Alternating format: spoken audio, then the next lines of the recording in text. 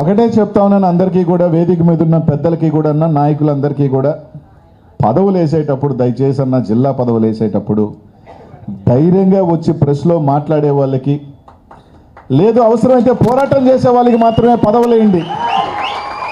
ఎందుకు చెప్తున్నానంటే జిల్లా అధ్యక్షులు కానీ యూత్ కానీ ఏదైనా కానీ తాడో పేడో తేల్చుకున్నామన్న వాళ్ళకి పదవులు వేయండి అన్న.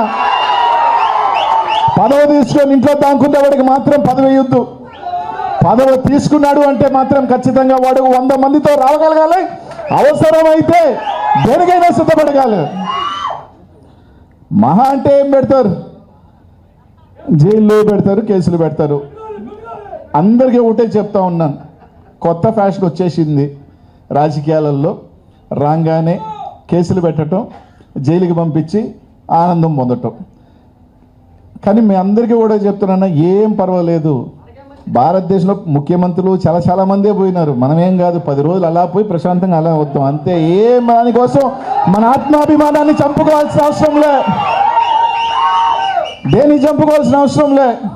ఏమవుతుంది, నువ్వు ఒకటి ఇస్తే నీకు 2 వస్తాయి రేపు, అంతే.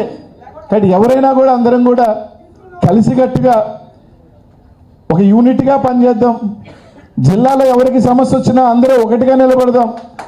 అది టౌన్ వచ్చినా, రూరల్ వచ్చినా, ఇంకో నియోజకవర్గం వచ్చినా కూడా సమష్టిగా పనిచేద్దాం, కృషి చేద్దాం, ఒకే లక్ష్యంతో పనిచేద్దాం. జగన్మోహన్ రెడ్డి గారిని ముఖ్యమంత్రిని చేసుకుందాం, మన కార్యకర్తని కాపాడుకుందాం, మన నాయకులకు అండగా ఉందామని చెప్పి అదేవిధంగా ముందుకు వెళ్దాం, పోరాటం చేద్దాం, కలిసి ఏమీ కాదు అని చెప్పి అందరికీ కూడా తెలియజేస్తా ఉన్నా.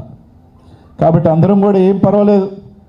ఈరోజు జగన్ అన్న మామూలుగా ప్రతిపక్షం అంటే 6 నెలలు 8 నెలలు పడుతుంది అంటారు రోడ్డు ఎక్కేదానికి.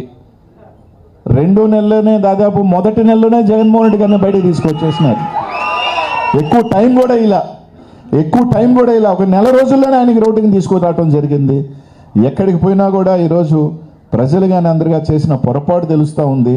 వాళ్ళు ఏమీ చేసుకోలేక కప్పుగుచ్చుకునే దానికి ఏదో ఒక బురద వేస్తాడు. ఒకటి ఈ రోజు అంటాడు, ఇంకో లడ్డు గురించి ఎత్తుతాడు, ఇంకో దేని గురించి ఎత్తుతాడు.